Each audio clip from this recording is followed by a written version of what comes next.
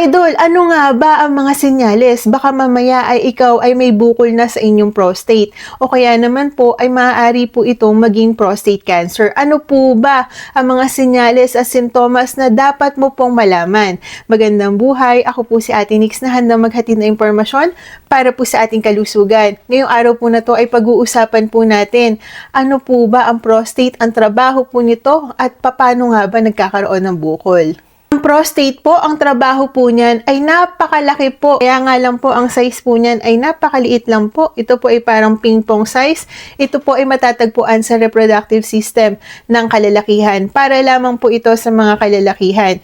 Ang nangyayari po dyan, idol, ito po yung kasing laki niyan. Malapit po yan sa dinadaluyan ng ating pong ihian. Malapit po yan sa bladder. Po ay malapit sa daluyan kung saan po dumudumi.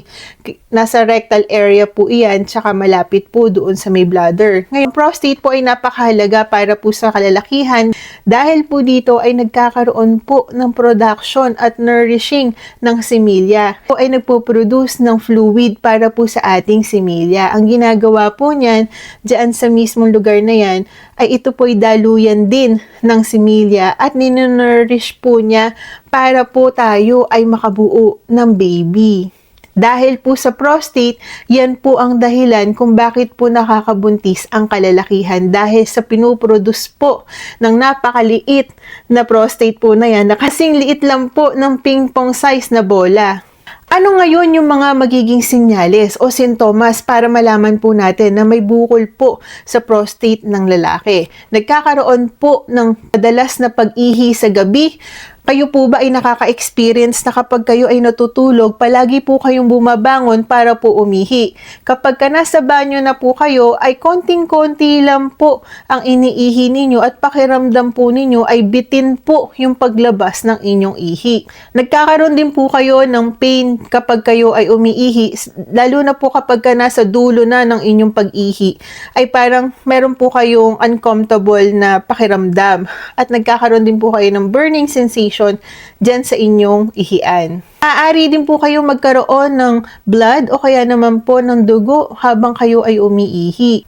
At maaari din pong hirap po kayo makabuntis dahil po meron na pong bukol dyan sa prostate. Ang mangyayari dyan, idol, minsan po, di ba, meron pong dalawa, ito po yung ari ng lalaki. Yung mismong dalawang bola po na yan, minsan po ay makakapamo rin po yan dyan. Masasalat mo yan dyan, either po dyan sa isa o sa pangalawa.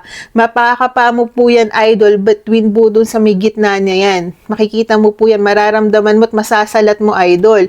Ngayon, kapag pakiramdam mo ay parang may kakaiba, ang gawin mo, idol, para mawala po ang inyong isipin, magpunta po kayo agad sa doktor, magpa-check up po kayo. Kapag dumating na po kayo sa doktor, gagawa po yan ng physical exam. Rectal exam, ang gagawin po niyan ay isasalatin po, ipapasok po ang daliri doon sa inyong rectal, i-check po ng doktor, sasalatin yan, baka mamaya meron na po kayong bukol. Yan po yung way para malaman po ng doktor. At sigurado magkakaroon kayo ng PSA testing o yung prostate antigen testing.